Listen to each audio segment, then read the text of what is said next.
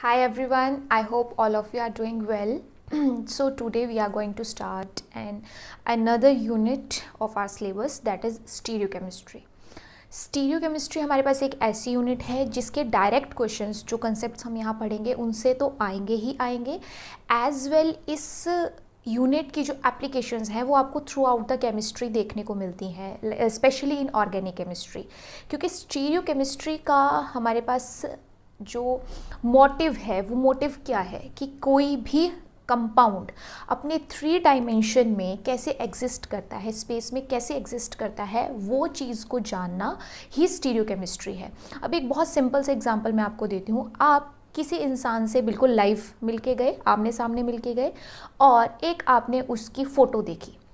So obvious सी बात है, जो आपने उसकी फ़ोटो देखी है और जो आप लाइव उससे मिलके गए हो, दोनों में फ़र्क तो होगा ना, क्योंकि फ़ोटो को हम उसका 2D स्ट्रक्चर और लाइव जो मिलके गया वो उसकी 3 डायमेंशन में एग्जिस्टेंस ऐसा मान सकते हैं।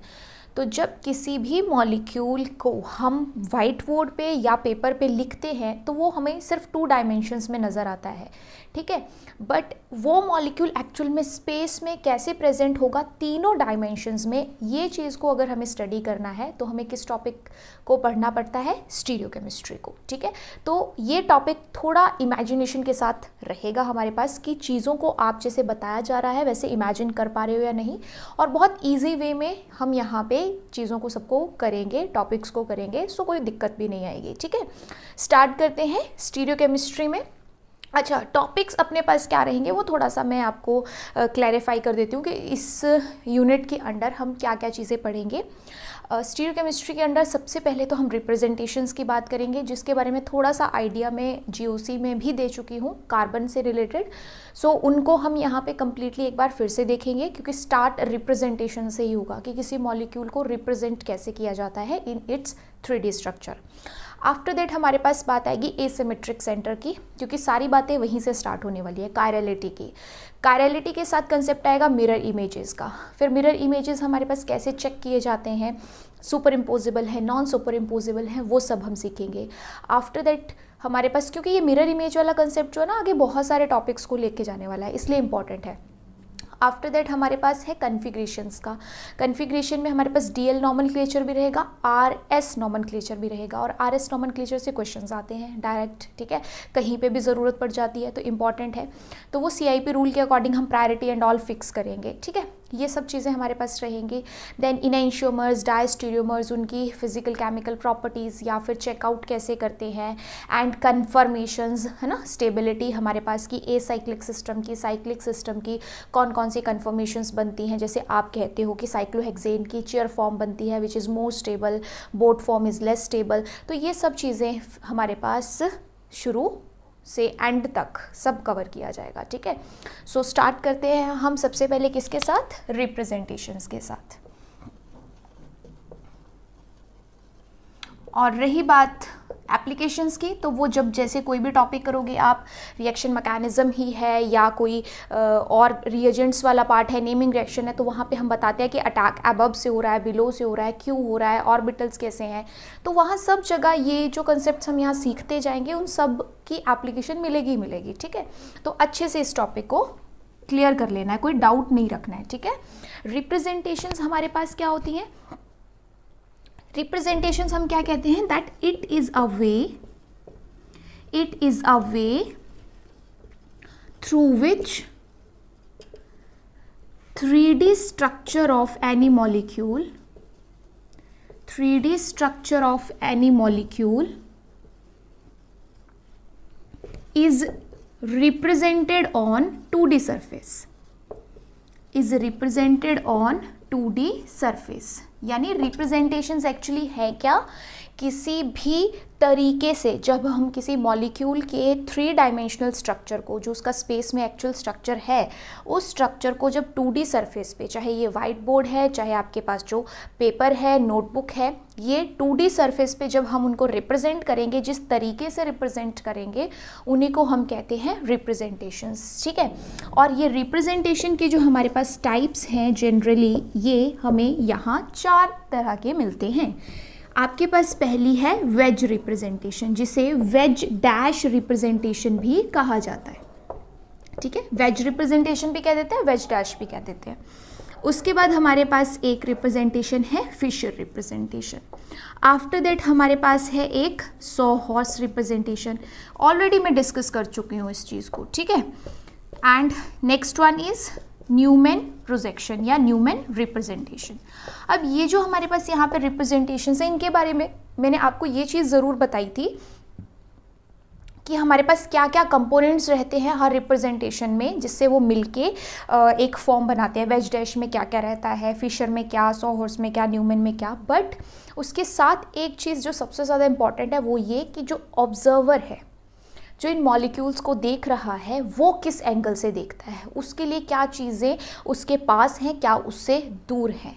तो यानी ऑब्जर्वर की पोजीशन से, ऑब्जर्वर के एंगल से कैसे व्यू किया जाता है, वो आज हमारा मेन फोकस रहेगा इन रिप्रेजेंटेशंस के लिए।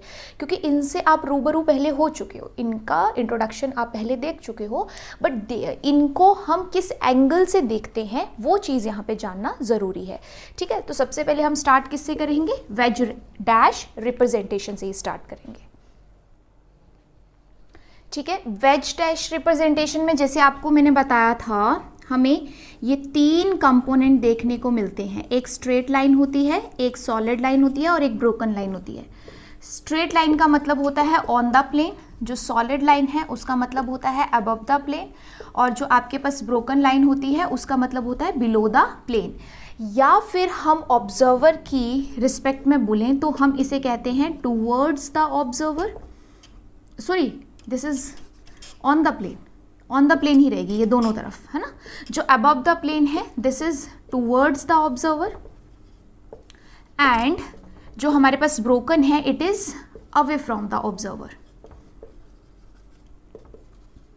इट मीन्स हमें यहाँ पे क्या पता चल रहा है कि जब किसी कार्बन एटम की बात हम वेज रिप्रेजेंटेशन में करेंगे तो उसमें हमें कुछ ऐसी रिप्रेजेंटेशन देखने को मिल सकती है। जैसे सपोज आपके पास यहाँ पे है इथाइल, यहाँ है मिथाइल, यहाँ OH और यहाँ पे H।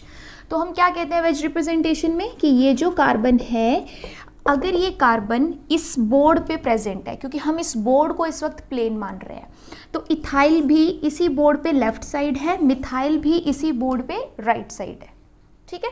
मतलब दोनों हमारे पास यही प्रेजेंट है। बट ये जो OH है, if you are the observer then this OH is towards observer. ये स्पेस में कुछ ऐसे पड़ा होगा, और जो हाइड्रोजन है ये इस बोर्ड से भी पीछे होगा, ऐसे करके, है ना। ऐसे दोनों चीज़ें ऐसे प्रेजेंट होगी if it is towards observer, यानी इस पॉइंट को आप क्या मानो, ऑन द प्लेन। ये प्लेन वाली पोजीशन है, तो ये प्लेन से अगर ऐसे रहेगा oriented it means it is towards the observer, और ये प्लेन से पीछे रहेगा it means away from the observer. या फिर आप इसको ऐसे भी मान सकते हो, अगर सपोज आप ये चीज़ प्लेन मानते हो तो एक चीज़ ऐसे अप रहेगी, एक चीज़ डाउन रहेगी, तो हम कहेंगे ये अप वाली चीज़ अबव द प्लेन, क्योंकि हमने इसको प्लेन माना है ना, this is above the plane and this is below the plane. तो वो आपकी मर्जी है कि आप ऑब्जर्वर के रिस्पेक्ट में देख रहे हो या प्लेन के रिस्पेक्ट में देख रहे हो, बट दोनों का मतलब एक ही है। तो अब आपके पास ये इथाइल और मिथाइल एज वेल ये कार्बन कहाँ प्रेजेंट है, तीनों चीज़ें ऑन द प्लेन। ये OH कहाँ है, अबव द प्लेन, ठीक है। और ये आपके पास हाइड्रोजन कहाँ है, बिलो द प्लेन। एक चीज़ और भी रहती है हमारे पास, कई बार ऐसे वेवी फॉर्म में भी शो किया जाता है। तो वेवी फॉर्म में अगर किसी सब्स्टिट्यूएंट को शो किया गया है it means stereo is not defined, stereo is not defined, ये अलग केस है, ठीक है। इसको याद रखिएगा, स्टीरियो इज़ नॉट डिफाइंड का मतलब है कि आपके पास वो सब्स्टिट्यूएंट अबव भी हो सकता है, बिलो भी हो सकता है, ऑन द प्लेन भी हो सकता है, कहीं भी भेज सकते हो, कोई ज़रूरी नहीं है कि हमारे पास फिक्स्ड है। तो वेव की फॉर्म में भी कई बार रिप्रेजेंट किया जाता है, सो आपको पता होना चाहिए, ठीक है। एक कार्बन का तो क्लियर हो गया। अगर हमारे पास ऐसे मल्टीपल कार्बन है तो उनमें दो तरह की रिप्रेजेंटेशंस हमें देखने को मिलती हैं। एक तो हमारे पास ये होगी जिसे हम कहते हैं जिगजैग फॉर्म या फिर स्टैगर्ड फॉर्म, ठीक है। देखो स्टीरियो केमिस्ट्री स्टार्ट करनी है तो ये चीज़ का क्विक रिवीजन तो मुझे यहाँ पे पहले करना ही पड़ेगा।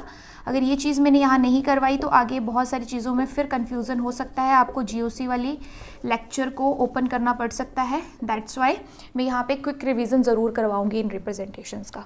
सो यहाँ ये हमारे पास देखो क्या देखने को मिल रहा है कि हर कार्बन पे 4 बॉन्ड, कार्बन टेट्रावेलेंट होता है तो 4 बॉन्ड सब जगह कंप्लीट की जा रही है वैलेंसी। बट यहाँ क्या है कि एक बॉन्ड जो है ऑन द प्लेन, दूसरा उसके बिल्कुल एंटी है, दूसरा बिल्कुल उसके एंटी है, ठीक है, एंटी टाइप का रिलेशन देखने को मिल रहा है। तो इस तरीके की फॉर्म को आप जिगजैग फॉर्म या फिर आप इसको कहते हो स्टैगर्ड फॉर्म, जिगजैग फॉर्म या फिर स्टैगर्ड फॉर्म। तो वेज रिप्रेजेंटेशन में जब मल्टीपल कार्बन्स रहते हैं तो या तो उसको ऐसे जिगजैग फॉर्म में शो किया जा सकता है या स्टैगर्ड फॉर्म में, या फिर एक कार्बन का जो ये बॉन्ड है ऑन द प्लेन, दूसरे कार्बन का बॉन्ड भी अगर सेम साइड है प्लेन पे, अगर सेम साइड है तो ये हमारे पास होती है कौन सी फॉर्म, एक्लिप्स्ड फॉर्म। ये हमारे पास कौन सी फॉर्म होती है, एक्लिप्स्ड फॉर्म, ठीक है। तो वैसे ही यहाँ पे देखेंगे तो ये बॉन्ड अगर इस तरफ था तो ये बॉन्ड भी बिल्कुल इसी तरफ है। तो अगर दोनों ऑन द प्लेन वाले बॉन्ड दोनों कार्बन के सेम साइड ओरिएंटेड है तो एक्लिप्स्ड फॉर्म। अगर अपोजिट साइड है, देखो इन दोनों कार्बन का ही देख लो, इसका यहाँ पे तो इसका अपोजिट, अगर एंटी है तो वो हमारे पास जिगजैग या फिर स्टैगर्ड फॉर्म।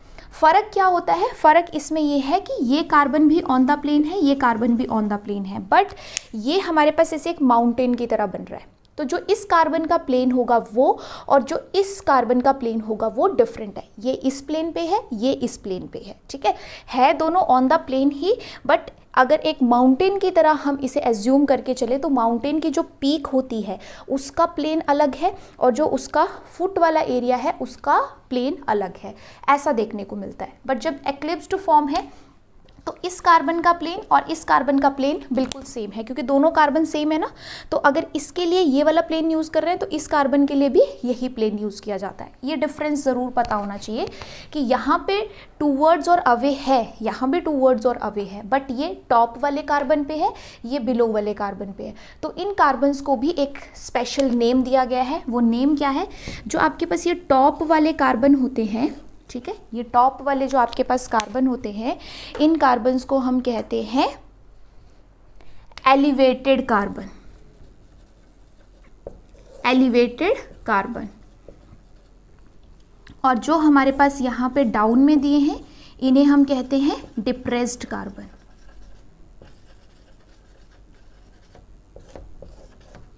ठीक है, क्या कहते हैं, डिप्रेस्ड कार्बन। तो इन दोनों कार्बन्स का नाम दिया गया है। जो टॉप वाले हैं, माउंटेन के टॉप वाले हैं, वो एलिवेटेड कार्बन, जो ये डाउन वाले हैं दे आर डिप्रेस्ड कार्बन। और हर कार्बन पे वैसे ही है कि एक सब्स्टिट्यूएंट टूवर्ड्स, एक अवे, दो ऑन द प्लेन। ठीक है, बस दोनों का प्लेन डिफरेंट है इसलिए अलग अलग नाम दिए। दैट्स वाई आपको क्लियर होना चाहिए कि स्टैगर्ड फॉर्म क्या होती है, एक्लिप्स्ड फॉर्म क्या होती है। इट मीन्स किसी रिएक्शन में आपका आंसर सपोज एक्लिप्स्ड फॉर्म में आ गया खुद से सॉल्व करने पे, बट ऑप्शन में उसने स्टैगर्ड फॉर्म दी है, तो इट मीन्स इसको इसमें रोटेट करना पड़ेगा, कन्वर्ट करना पड़ेगा। आप ये नहीं कहोगे कि दोनों फॉर्म सेम है, जैसा आंसर आया वैसे ही टिक करके आ जाओ। No, eclipsed form is different and staggered form is different. तो ये डिफरेंस समझना बहुत ज़रूरी है। ठीक है, छोटी छोटी चीज़ों को क्लियर करना बहुत ज़रूरी है। देखो, एक और चीज़ यहाँ पे देखने को मिलती है और वो होती है सिन और एंटी। ऐसी टर्म्स भी आपको कहीं पे सुनने को मिलेंगी कि this is syn diol, this is anti diol, या सिन कोई और हमारे पास सब्स्टिट्यूएंट्स। ठीक है, तो जैसे फर्स्ट एग्जाम्पल को देखिए तो यहाँ पे सपोज मिथाइल है और यहाँ भी मिथाइल है। तो फर्स्ट पोजीशन पे भी और सेकंड पोजीशन पे भी जो मिथाइल है, ठीक है, अगर ये हमारे पास 1,2 डाइमिथाइल है, ये 1,2 डाइमिथाइल है, तो इस 1,2 डाइमिथाइल को मैं एक और वर्ड के साथ रिप्रेजेंट करूंगी। वो वर्ड होगा मेरे पास सिन, सिन 1,2 डाइमिथाइल। सिन वर्ड क्यों? क्योंकि दोनों की स्टीरियो केमिस्ट्री सेम है, और 1,2 क्योंकि एक दूसरे के, एक फर्स्ट पे है तो दूसरा सेकंड पे। ऐसे ओवरऑल नॉमेनक्लेचर नहीं कर रही हूँ, सिर्फ इनकी पोजीशन का रिलेशन मैं बता रही हूँ कि दोनों मिथाइल कहाँ हैं। तो सिन 1,2 डाइमिथाइल हमारे पास एक तरीके से ये रहेगा। ठीक है, एग्जैक्टली अगर मैं सेकेंड में बताऊँ, यहाँ पे OH है और यहाँ पे OH है। ठीक है, तो ये हमारे पास क्या है, अगेन ये फर्स्ट पोजीशन हुई तो ये सेकंड हुई है। 1,2 पे क्या, 2 अल्कोहल, तो लिखेंगे डायोल, बट इसके स्टीरियो अबव, इसके स्टीरियो बिलो, तो ये क्या जाएगा, एंटी, एंटी 1,2 डायोल। तो इस तरीके से हम सिन और एंटी वर्ड यूज़ करते हैं, जहाँ स्टीरियोकेमिस्ट्री सेम सिन, जहाँ अपोजिट वहाँ एंटी। ऐसे ही अगर मैं इस थर्ड एग्जाम्पल को देखूँ तो इसमें अब यहाँ OH है, सपोज यहाँ OH है, ठीक है। अब ये फर्स्ट, ये सेकंड, ये थर्ड, 1 2 3, ठीक है। तो अब इसमें हमारे पास डायोल है, 1 3 डायोल है, क्योंकि एक OH फर्स्ट पोजीशन पे है, एक OH थर्ड पोजीशन पे है, 1 3 डायोल है। लेकिन इसकी हमारे पास स्टीरियो कैसी होगी, सिन। तो इसके साथ वर्ड रहेगा सिन 1 3 डायोल। सिन का मतलब कि दोनों की स्टीरियो बिल्कुल सेम है, फर्स्ट और थर्ड टाइप का रिलेशन है कि एक फर्स्ट है तो दूसरा उसके थर्ड पोजीशन पे प्रेजेंट है, क्या, 2 अल्कोहल डायोल, ठीक है।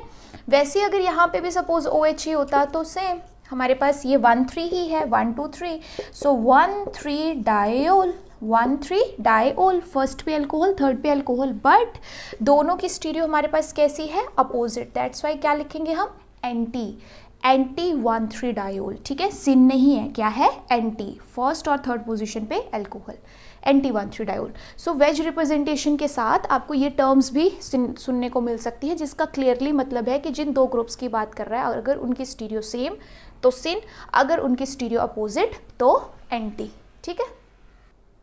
देन नेक्स्ट हमारे पास दो टर्म्स आपको ओवरऑल, ये मैं नहीं कह रही हूँ कि वेज के साथ ही मिलेंगी, ओवरऑल सुनने को मिलती हैं, वो है conformation and configuration. Conformations and configuration, तो ये डिफरेंस बहुत अच्छे से क्लियर होना चाहिए कि कब कन्फर्मेशन, कब कन्फिग्रेशन। तो कन्फर्मेशन के लिए क्या कहा जाता है, that it can be achieved, it can be achieved bye rotating through single bond, rotating through single bond. यानी सिंपल सी बात है कि किसी सिंगल बॉन्ड के थ्रू अगर आप रोटेशन कराना चाहते हो, सिस्टम फ्लेक्सिबल है, उसमें रोटेशंस पॉसिबल है, और किसी एक फॉर्म में रोटेशन देने के बाद उसकी कोई दूसरी नई फॉर्म हमें मिल जाती है, तो उन दोनों फॉर्म्स को हम कहते हैं कन्फर्मेशन। बट जब बात कन्फिग्रेशन की होती है, then it can not be achieved by, it can not be achieved by simple rotation, it requires bond cleavage या बॉन्ड ब्रेकेज। यानी जब आपको कन्फिग्रेशंस मिलेंगी, कोई दो सिस्टम आपस में किसी तरीके की कन्फिग्रेशन रखते हैं, ठीक है, वो बाद में बात करेंगे कि कौन कौन सी कन्फिग्रेशन हम पढ़ेंगे, बट अगर कोई दो सिस्टम आपस में कन्फिग्रेशन का रिलेशन रखते हैं तो ये क्लियर है कि एक को दूसरे में चेंज करने के लिए हम सिर्फ रोटेशन की हेल्प नहीं ले सकते, हमें बॉन्ड ब्रेक करने पड़ते हैं। रोटेशन के थ्रू हमें कन्फिग्रेशंस कभी नहीं मिलती, बट अगर हमें किसी सिस्टम की कन्फर्मेशन चाहिए तो वो हम सिंपल रोटेशन से अचीव कर सकते हैं, ठीक है। एग्जाम्पल मैं अभी आपको देती हूँ, जैसे कन्फर्मेशन के लिए हमने अभी वेज रिप्रेजेंटेशन की बात करी थी, है ना। जैसे ये था आपके पास ethyl, methyl, towards the observer में था OH और यहाँ पे H। अब क्या है कि इस मॉलिक्यूल में मैं अगर सपोज इथाइल की पोजीशन रखूँ फिक्स्ड, इथाइल की पोजीशन रखूँ फिक्स्ड, तो मैं क्या कर सकती हूँ, इन बाकी 3 बॉन्ड्स को रोटेट कर सकती हूँ। रोटेट करने के लिए आपके पास 180 डिग्री का भी रहता है, 60 डिग्री का भी रहता है और 120 डिग्री का भी रहता है। तो इनको आपने कैसे इमेजिन कैसे करना है, इनको इमेजिन करना है एक सर्कल में, कि जो आपके पास कांस्टेंट है बॉन्ड वो ऐसे प्रेजेंट है, वो ऐसे प्रेजेंट है, ठीक है, उसको आपने पकड़े रखना है और बाकी जो 3 हैं उनको आपने रोटेट करना है। मतलब कन्फर्मेशन का ये आपके पास रूल है कि जब आप इस तरीके की रोटेशन देते हो तो एक को कांस्टेंट रखते हो, कार्बन के पास 4 बॉन्ड है, एक बॉन्ड को कांस्टेंट रखते हो और बाकी 3 को क्लॉकवाइज या एंटी क्लॉकवाइज रोटेट करते हो, ठीक है। तो इस वक्त आपके पास ये कुछ ऐसे प्रेजेंट है, ठीक है। सपोज कर लिया कि ये हमारे पास OH है, ये हमारे पास H है और ये हमारे पास मिथाइल है। तो मैं क्या करूँगी, मैं ये क्या मान के चल रही हूँ, इथाइल, इथाइल मान लिया ना। तो अब इसको एक गाड़ी के जैसे स्टीयरिंग होता है उसकी तरह रोटेट करने की कोशिश करना, चाहे क्लॉकवाइज चाहे एंटी क्लॉकवाइज। अगर मैं इस OH को लेके आती हूँ मिथाइल की जगह, तो ये कितने का एंगल है हमारे पास, 120 डिग्री का, 120 डिग्री की रोटेशन कर रहे हैं। तो मिथाइल किसकी जगह जाएगा, हाइड्रोजन की जगह, और हाइड्रोजन किसकी जगह जाएगा, OH की जगह, क्योंकि या तो सारे को क्लॉकवाइज रोटेट कर लो या सारे को एंटी क्लॉकवाइज रोटेट कर लो, दैट डिपेंड्स अपॉन यू। तो उस हिसाब से हमारे पास यहाँ पे रोटेशन के बाद क्या नज़र आएगा कि मैं OH को लेके आई यहाँ पे मिथाइल की जगह, और मिथाइल गया H की जगह, और H गया OH की जगह। तो अब आप देखो, अगर मैं इसमें रोटेशन करवाती हूँ, अगर मैं इसमें रोटेशन करवाती हूँ कितने की, 120 डिग्री की क्लॉकवाइज, तो मेरे पास इथाइल की पोजीशन तो रहेगी कांस्टेंट, ठीक है, बट मिथाइल की जगह कौन आ चुका है यहाँ पे, देखो मिथाइल की जगह कौन आ चुका है, OH, और OH की जगह कौन आ चुका है, OH की जगह कौन आ चुका है, H, OH की जगह क्या है, H, तो यहाँ पे रख दिया H, और H की जगह कौन आ चुका है, यहाँ पे मिथाइल, तो ये रख दिया हमने मिथाइल। इट मीन्स अब हमारे पास क्या हुआ कि हमने जब इसे रोटेशन दी, ठीक है, जब इसे रोटेशन दी तो ये हमारे पास कुछ ऐसे प्रेजेंट था, ऐसे सपोज करके चलो, ये आपके लिए OH था, ठीक है, ऐसे दिख जाएगा आपको, ये आपके लिए OH था, ये आपके लिए H था, और ये जहाँ पे मेरे ये हैंड्स मीट कर रहे हैं वो आपके लिए मिथाइल था। मिथाइल प्लेन वाली चीज़ टूवर्ड्स और अवे के हमेशा बीच में ही होती है, ठीक है। अब हमने क्या किया कि जो ये OH टूवर्ड्स में था उसे ऑन द प्लेन ले आए, तो जो मेरे पास ये चीज़ टूवर्ड्स थी इसे मैं ऑन द प्लेन लेके आ रही हूँ, ऑन द प्लेन। तो जो ऑन द प्लेन है वो देखो बाजू कहाँ को जा रही है, अवे, और जो अवे रहा होगा वो कहाँ जाएगा, टूवर्ड्स। तो वैसा ही कुछ हमें यहाँ पे चेंज देखने को मिल रहा है। बहुत ज़्यादा डिटेल में आपको इसमें जाने की ज़रूरत नहीं है, जस्ट एक ओवरव्यू पता होना चाहिए कि ऐसी रोटेशंस भी पॉसिबल है, क्योंकि आपके ये काम नहीं आती हैं कहीं भी चीज़ें, ठीक है। दैट्स वाई मैं आपको सिर्फ थोड़ा सा इंट्रोडक्शन पार्ट यहाँ समझाना चाह रही हूँ कि कन्फर्मेशंस क्या है, कि अब मैं इन दोनों मॉलिक्यूल का आपस में रिलेशन बताऊँ तो इन दोनों मॉलिक्यूल को मैं कन्फर्मेशन कह सकती हूँ। क्या कह सकती हूँ, कन्फर्मेशन, क्योंकि इससे इस फॉर्म तक पहुँचने के लिए सिर्फ एक बॉन्ड को कांस्टेंट रखा गया और बाकी तीन को क्लॉकवाइज या एंटी क्लॉकवाइज रोटेट किया गया है, तो ये दोनों आपस में हुई कन्फर्मेशन। बट जब बात कन्फिग्रेशन की होती है तो कन्फिग्रेशन में आप सिंपल रोटेशन से दोनों फॉर्म्स नहीं एक दूसरे में इंटरकन्वर्ट कर सकते, वहाँ बॉन्ड क्लीव करना ही पड़ता है। और इसमें आप दो टाइप की कन्फिग्रेशंस आगे पढ़ोगे, एक होगा DL नॉमेनक्लेचर और एक होगा RS नॉमेनक्लेचर। तो DL नॉमेनक्लेचर भी कन्फिग्रेशंस में आता है, RS नॉमेनक्लेचर भी कन्फिग्रेशन में आता है, ये आपको बाद में बताया जाएगा। सो आई होप अब आप कहीं भी ये टर्म सुनोगे कन्फर्मेशन एंड कन्फिग्रेशन तो आपको बिल्कुल क्लियर हो गया होगा कि कन्फर्मेशंस क्या होती हैं और कन्फिग्रेशन क्या होती है, ठीक है। एक बात का आपने खास ध्यान रखना है, जिसे आप नोट की फॉर्म में लिख सकते हो, कि जब भी आप सपोज किसी फॉर्मूले से कोई वेज रिप्रेजेंटेशन ड्रॉ करते हो, आपको कोई मॉलिक्यूलर फॉर्मूला दे दिया और उससे आप वेज रिप्रेजेंटेशन बनाने जा रहे हो या किसी भी तरीके से, तो इस बात का ध्यान रखना है that most of the carbon atoms should lie on the plane. Most of the carbon atom should lie on the plane. क्या मतलब है इसका, इसका मतलब है कि जो हम ऑन द प्लेन वाली चेन को लेके जा रहे थे, ठीक है, वो प्लेन अगर हम वो वाली चेन में हम कोशिश करें तो मैक्सिमम हमारे पास जो है वो कौन से होने चाहिए, कार्बन एटम होने चाहिए, ठीक है।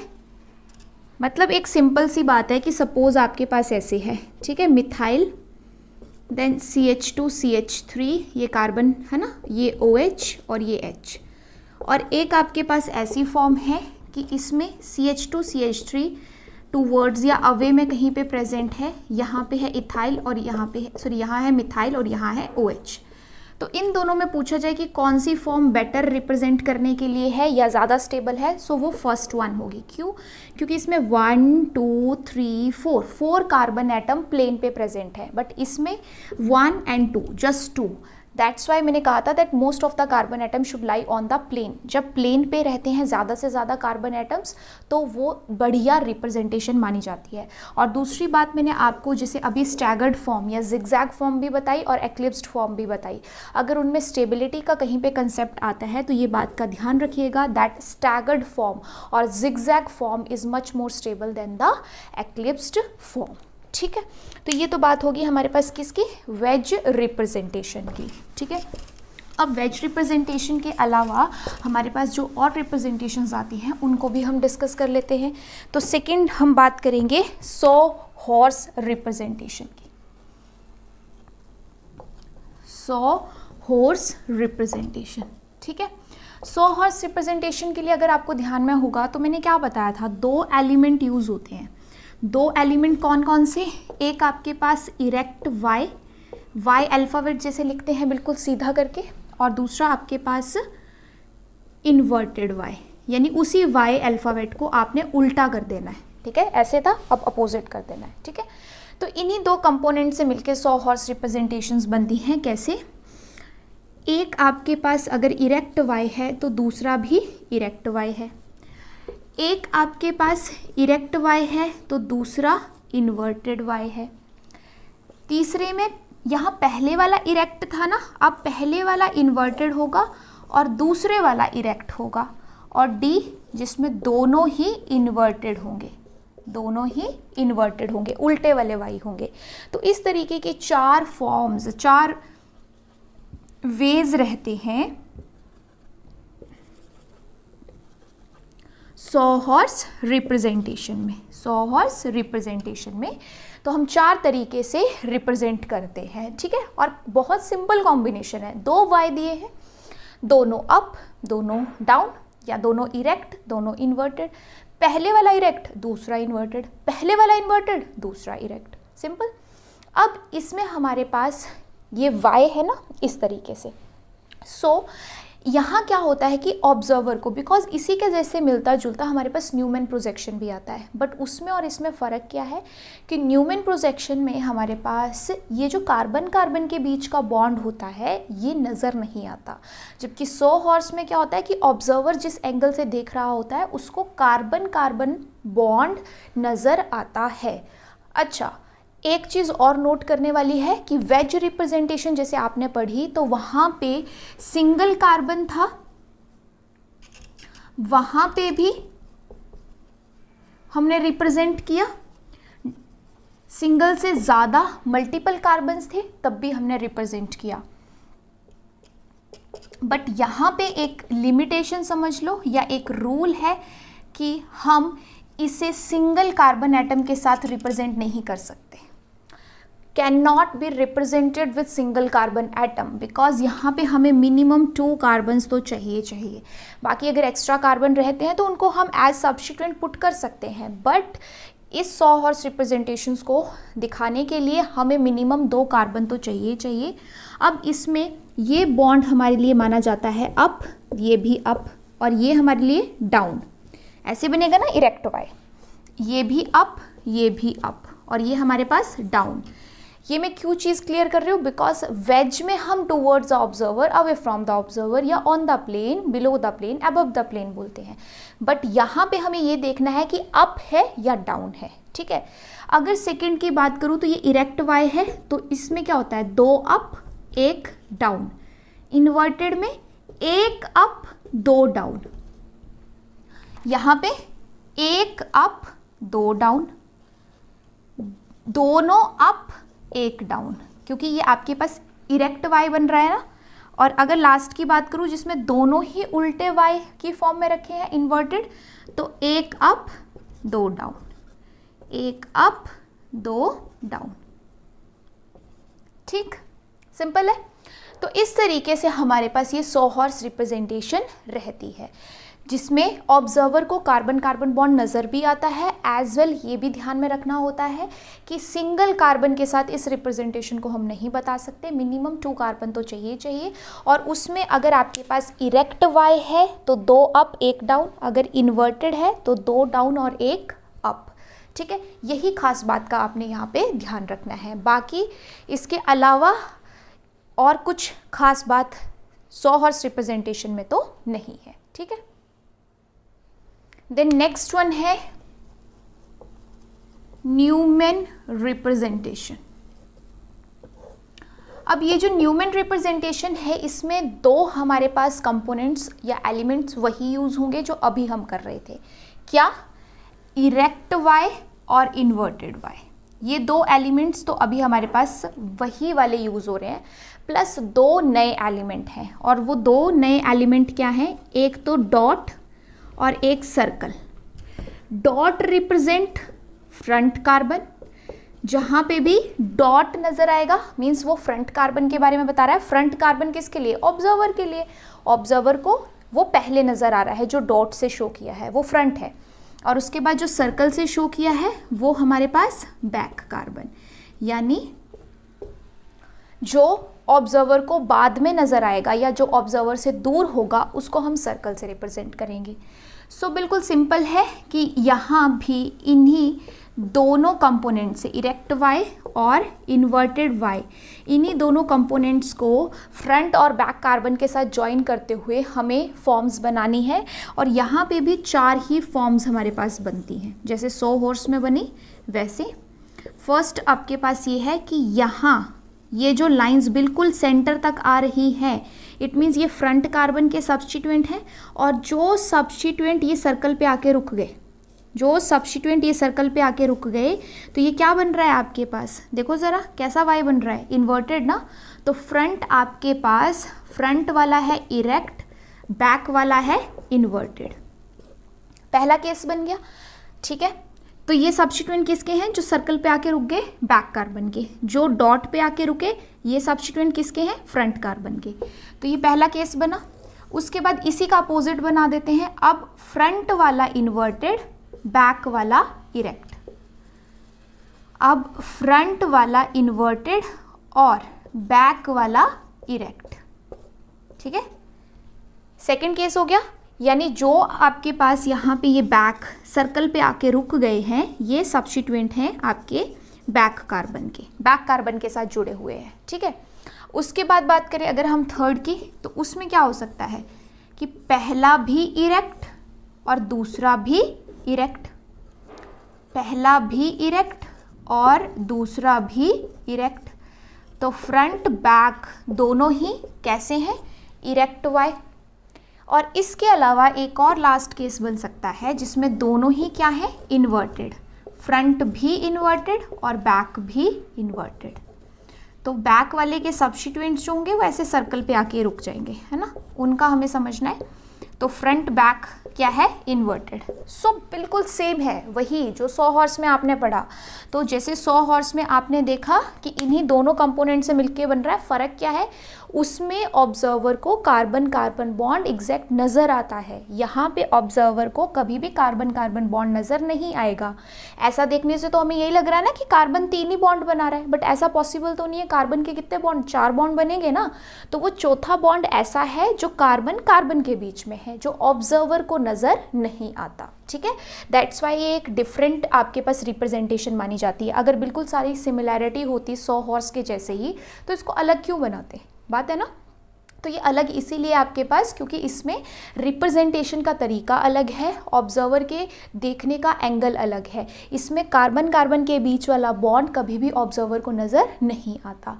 एज वेल इसकी भी वही इम्पॉर्टेंट बात है that it can not be expressed with single carbon atom, और it can not be represented, it cannot be represented with single carbon atom, ठीक है। तो ये हमारे पास है न्यूमैन रिप्रेजेंटेशन। तो न्यूमैन रिप्रेजेंटेशन में वही सारी कहानी है, बस थोड़ा सा देखने का तरीका अलग है। बाकी 100 हॉर्स पढ़ लिया तो इट मीन्स न्यूमैन भी पढ़ लिया, कोई बहुत ज़्यादा डिफरेंस नहीं है, ठीक है। And the last representation is Fischer representation, ठीक है।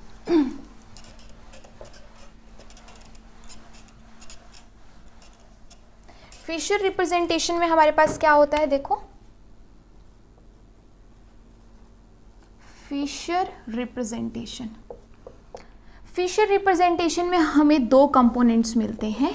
2 कंपोनेंट्स क्या होता है, एक हमारे पास होती है वर्टिकल लाइन और एक हमारे पास होती है हॉरिजॉन्टल लाइन। बस एक वर्टिकल लाइन, एक हॉरिजॉन्टल लाइन, इन्हीं दोनों से मिलके हमारे पास फिशर रिप्रेजेंटेशन तैयार हो जाती है। और अच्छी बात क्या है कि ये हमारे पास सिंगल कार्बन पे भी रिप्रेजेंट की जा सकती है, एज वेल जो मल्टीपल कार्बन्स हैं उस पे भी रिप्रेजेंट की जा सकती है। ठीक है,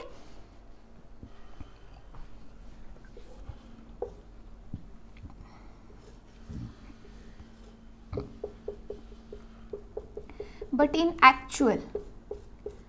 इन एक्चुअल अगर इसकी 3 डायमेंशन में पढ़ें, क्योंकि ये तो हम ऐसे 2D सरफेस पे इसको रिप्रेजेंट कर रहे हैं ना, बट अगर एक्चुअल में इसे देखना चाहें कि ये फिशर रिप्रेजेंटेशन के सब्स्टिट्यूएंट्स कैसे होते हैं, तो हमारे पास ये अप में सब्स्टिट्यूएंट होता है लेफ्ट वाला, ये होता है राइट वाला, ये हमारे पास है टॉप और ये हमारे पास है बॉटम। यानी ये टॉप, ये बॉटम, ये लेफ्ट, ये राइट, ये सिंगल कार्बन की बात हो रही है जहाँ पे 4 बॉन्ड है। तो एक्चुअल में अगर इसकी रिप्रेजेंटेशन समझी जाए तो वो कुछ ऐसे होती है कि जो हमारे पास हॉरिजॉन्टल लाइन है, इस हॉरिजॉन्टल लाइन के सब्स्टिट्यूएंट्स ऐसे रहते हैं दोनों अप, और जो हमारे पास वर्टिकल लाइन है उसके सब्स्टिट्यूएंट्स हमेशा रहते हैं ऐसे। ठीक है, इस तरीके से डाउन, दोनों डाउन। ठीक है, तो अब हमारे पास ये तो हुआ सिंगल कार्बन की बात। अब ये यहाँ से यहाँ हमें फ्लैट स्ट्रक्चर नज़र क्यों आता है? बिकॉज सपोज ऐसे है ना, ठीक है, तो ऊपर से क्या किया जा रहा है, प्रेशर डाला जा रहा है। प्रेशर ऐसे था, प्रेशर डालते डालते डालते वो ऐसे हो गया। वैसे जो बिलो वाले थे उनको डाउन से प्रेशर डाला, वो भी इस लेवल पे आ गए। तो जब हमें ये दिखा तो हमें फ्लैट स्ट्रक्चर दिखा, बट एक्चुअली अगर हमें समझना है कि ये सब्स्टिट्यूएंट कैसे लाई करते हैं, तो हमेशा याद रखना कि जो आपके पास हॉरिजॉन्टल लाइंस होंगी, जो हॉरिजॉन्टल लाइंस होंगी वो हमेशा ऐसे रहेंगी, दोनों अप अप अप अप, और जो वर्टिकल लाइन होगी वो हमेशा ऐसे रहेंगी, दोनों डाउन। ये तो सिंगल कार्बन की बात है, बट सपोज आपके पास ऐसे मल्टीपल कार्बन्स हैं तो उसमें क्या होता है कि आपके पास ये जो टॉप वाला है और ये जो बॉटम वाला है, ये हम बिलो दिखाएंगे, ये टॉप एंड देन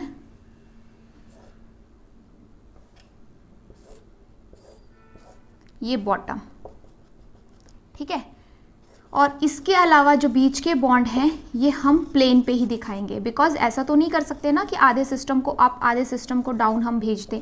ठीक है, पूरा चेन बनाने के लिए ये जो कार्बन कार्बन के बीच का बॉन्ड है, जो कार्बन कार्बन के बीच का बॉन्ड है, ये तो ऑन द प्लेन आना चाहिए ना हमारे पास। ठीक है, दैट्स वाई यहाँ पे क्या हुआ कि ये जो टॉप वाला था इसे हम ऐसे ब्रोकन दिखाएंगे, जो बॉटम वाला था इसे हम यहाँ पे ब्रोकन दिखाएंगे।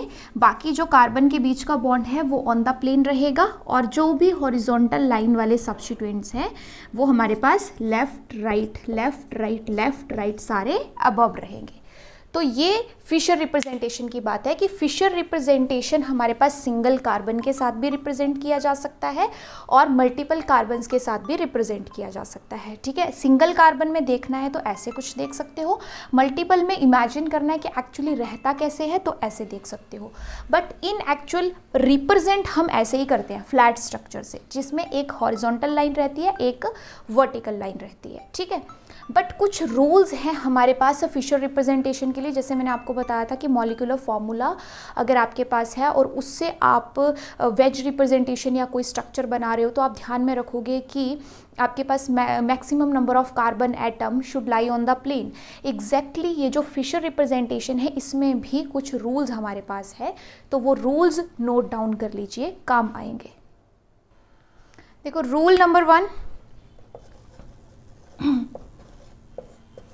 that maximum number of carbon atoms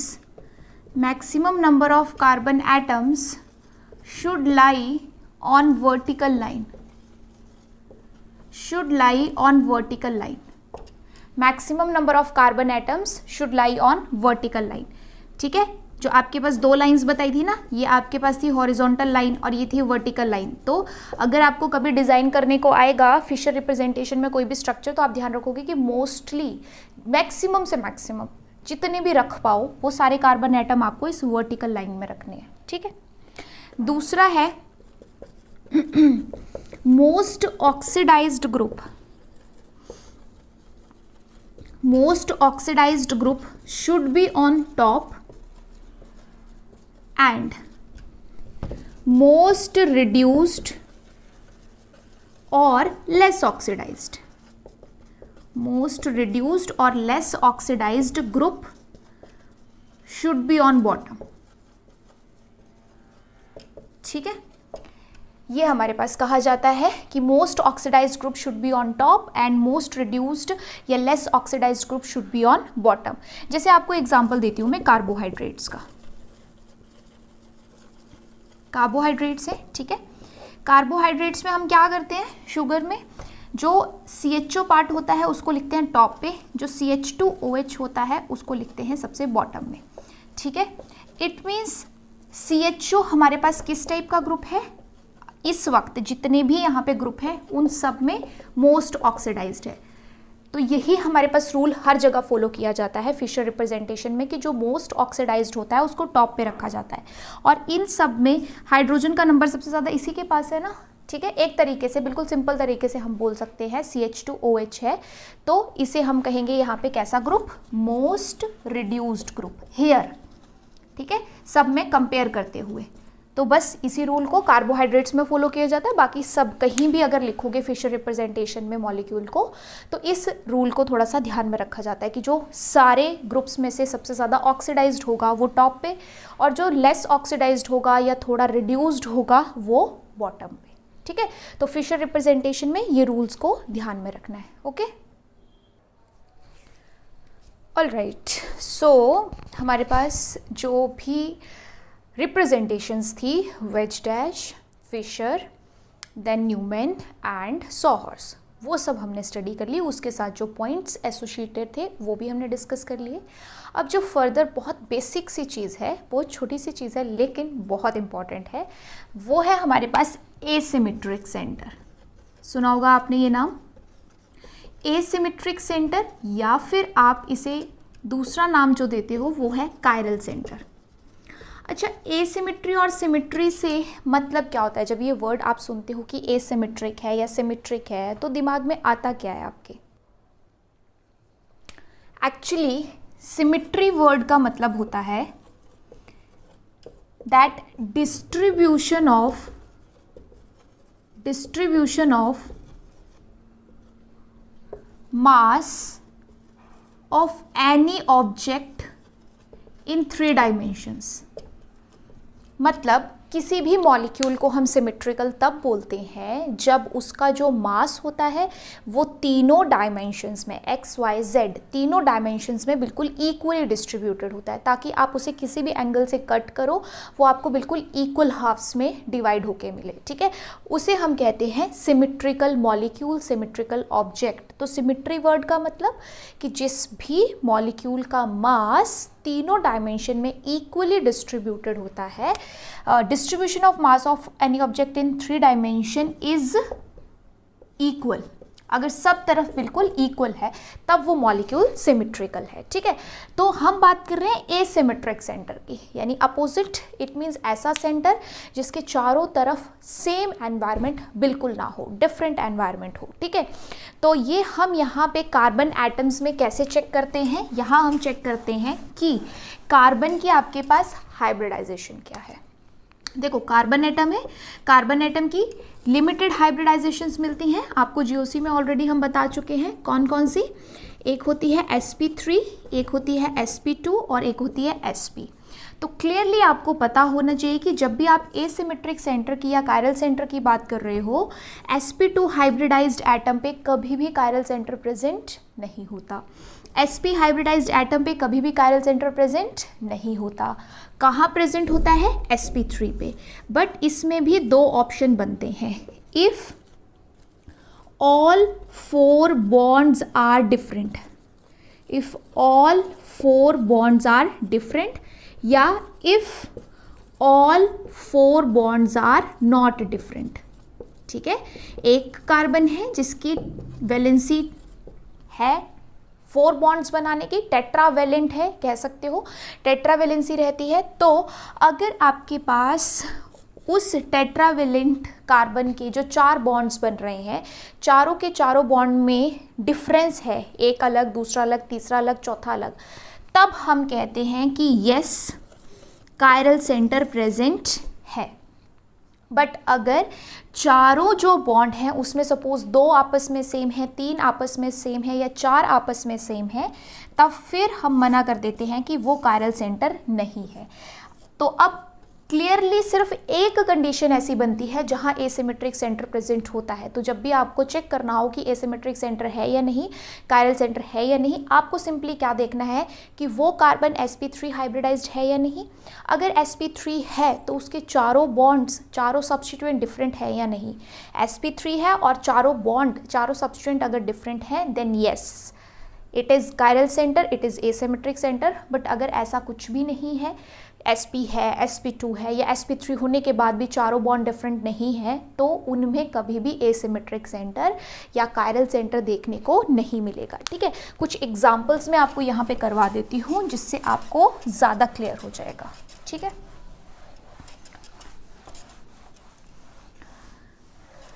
जैसे सपोज आपके पास पूछा जा रहा है कि इस मॉलिक्यूल में बताओ कायरल सेंटर कितने हैं। ठीक है, तो देखो इस मॉलिक्यूल में ये कार्बन है sp2 हाइब्रिडाइज्ड, ये कार्बन है sp2 हाइब्रिडाइज्ड। डबल बॉन्ड पे sp2 हाइब्रिडाइजेशन होती है ना कार्बन की, इट मीन्स यहाँ तो हमें मिलने वाला नहीं है। बच गए हमारे पास ये sp3, ये भी sp3, ये भी sp3 और ये भी sp3। बट इन सारे sp3 कार्बन पे आप क्या देख रहे हो, 2 हाइड्रोजन, यहाँ भी 2 हाइड्रोजन, यहाँ भी 2 हाइड्रोजन और यहाँ भी 2 हाइड्रोजन। इट मीन्स क्लियरली हमें पता चल रहा है कि sp3 हाइब्रिडाइज तो है, बट उसके बाद इस कार्बन के जो 4 बॉन्ड डिफरेंट होने चाहिए उसमें से 2 बॉन्ड आपस में सेम है, 2 सब्स्टिट्यूएंट सेम है, दोनों हाइड्रोजन है। इट मीन्स इसमें एसिमेट्रिक सेंटर का नंबर है 0।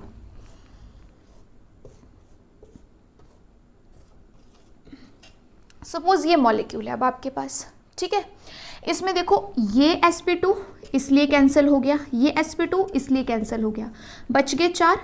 ये sp3 है बट इसलिए कैंसिल क्योंकि 2 हाइड्रोजन, ये sp3 है इसलिए कैंसिल क्योंकि 2 हाइड्रोजन, ये sp3 है बट अगेन 2 हाइड्रोजन है, दोनों सेम है, इसलिए हमारे पास ये कायरल सेंटर नहीं हो सकता। चारों डिफरेंट चाहिए ना आपको। बच गया ये कार्बन। देखो इस कार्बन पे अगर एक OH है तो जो नहीं नज़र आ रहा होता है वो क्या होता है, हाइड्रोजन। कार्बन के 4 बॉन्ड तो पूरे करने हैं तो ऐसे ही करते हो ना, तो जो नहीं नज़र आ रहा है वो क्या है, हाइड्रोजन। तो ये होगा फर्स्ट, ये सेकंड, ये थर्ड, ये फोर्थ, और चारों डिफरेंट है। क्यों, फर्स्ट OH अलग होता है, H अलग होता है, इस तरफ का जो बॉन्ड है वो sp2 हाइब्रिडाइज्ड है ना, डबल बॉन्ड वाला है, और इस तरफ का बॉन्ड sp3 हाइब्रिडाइज्ड है, CH2 वाला है, डिफरेंट। इट मीन्स इसमें एसिमेट्रिक सेंटर कितने प्रेजेंट हैं, 1। इसमें एसिमेट्रिक सेंटर कितने प्रेजेंट हैं, 1। यानी अब आपको यहाँ पे कायरल सेंटर मिल रहा है। ठीक है, अब इसके अलावा आपके पास जैसे सपोज ऐसा कुछ एग्जाम्पल है,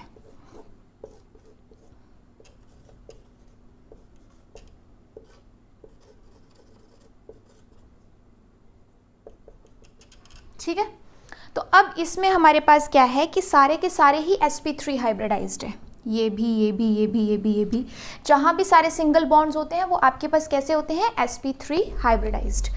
बट अगर आप देखो तो जहाँ पे फ्लोरीन अबव दिया है, इट मीन्स जो हमें नहीं दिख रहा है वो क्या है, हाइड्रोजन, और वो होगा डाउन में। तो हाइड्रोजन अलग, फ्लोरीन अलग, ये वाला बॉन्ड अल्कोहल वाला अलग, और ये CH2 वाला अलग। तो इट मीन्स चारों डिफरेंट हुए, तो ये एक कायरल सेंटर हमारे पास हो गया। वही चीज़ मैं दूसरे फ्लोरीन पे देखूं तो अगर फ्लोरीन बिलो दिया है तो जो हमें नहीं दिख रहा वो क्या है, हाइड्रोजन, और वो कहाँ होगा, अबव द प्लेन, अपोजिट होगा। तो फ्लोरीन अलग, हाइड्रोजन अलग, ये CH2 अलग, और ये CHOH अलग, अल्कोहल वाला अलग है, ये CH2 वाला अलग है। इट मीन्स ये भी कायरल सेंटर है।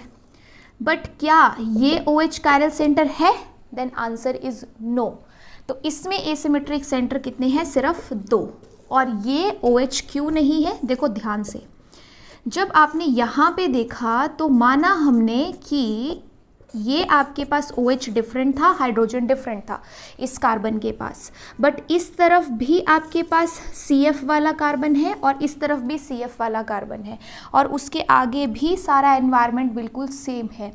इट मीन्स जब इसके दोनों तरफ की बॉन्डिंग सपोज यहाँ पे सेम होती बट यहाँ डिफरेंट होती, डिफरेंट होने का मतलब कि मान लो यहाँ पे मैं क्लोरीन रख देती, तो ठीक है, यहाँ से हम मूव किए एक बॉन्ड डिस्टेंस पे, ये सेम आ रहा था, तो हम एक और आगे डिस्टेंस पे चेक कर लेते हैं कि आगे तो डिफरेंट नहीं आ रहा, और हम फिर एक बॉन्ड आगे मूव किए तो हाँ यहाँ क्लोरीन था, यहाँ क्लोरीन नहीं था, तो मैं कहूँगी कि यस, इस तरफ वाले बॉन्ड का एनवायरनमेंट डिफरेंट है और इस तरफ वाले बॉन्ड का एनवायरनमेंट डिफरेंट है। अगर आगे भी कहीं जाने पे एक एक बॉन्ड मूव करने पे मुझे डिफरेंट एनवायरनमेंट मिल जाता तो, बट यहाँ नहीं मिल रहा है, यहाँ पे CF फिर CH2 और फिर दोनों एक जगह आके मिल गए। जब दोनों एक जगह आके मिल गए इट मीन्स डिफरेंट एनवायरनमेंट नहीं है दोनों साइड, तो ये दोनों बॉन्ड सेम है, इसलिए ये पोजीशन पे कायरल सेंटर प्रेजेंट नहीं है। ठीक है, तो इस तरीके से ये देखा जाता है कि आपके पास ज़रूरी नहीं है कि आपको सिर्फ एक ही जगह पे रहना है। जैसे आपके पास सपोज यहाँ पे है, ठीक है, तो अब अगर मैं यहाँ पे चेक करूँ, ठीक है, यहाँ पे आपके पास क्लोरीन कि कायरल सेंटर कहाँ कहाँ प्रेजेंट है, तो ये ज़रूरी नहीं होता है हमेशा कि जो डायरेक्ट अटैच्ड बॉन्ड है वहीं पे आपको चेक करना है। ठीक है, जैसे इसमें हमारे पास ऐसा हो सकता है सिस्टम में कि ये डबल बॉन्ड O मैं यहाँ रख दूँ, तो इससे क्या होगा कि ये दोनों बॉन्ड तो CH2 वाले हैं, मान लिया यहाँ सेम मिल रहा है, बट वहाँ पे रुकना नहीं है, आप फर्दर मूव कर सकते हो। ठीक है, अगर एक एक डिस्टेंस मूव करने पे, जैसे यहाँ हम एंड में एक ही जगह आके मिल गए बट हमें अलग एनवायरनमेंट नहीं मिला, तो वो सेम है, बट हम एक एक डिस्टेंस मूव करने पे आगे अगर दोनों तरफ अलग अलग एनवायरनमेंट फील कर पाते हैं तो इट मीन्स वो दोनों डिफरेंट हैं। सिर्फ डायरेक्ट अटैच्ड बॉन्ड पे ही नहीं रुकना है, आगे भी मूव कर सकते हो। बस शर्त इतनी है कि अगर इस तरफ से एक डिस्टेंस पे मूव किए हो तो दूसरी तरफ भी उतने ही डिस्टेंस पे मूव करना है। तो जैसे यहाँ पे अगर हम देखें तो हाइड्रोजन डिफरेंट, ये CH2 सेम हो गया, आगे मूव करना पड़ेगा।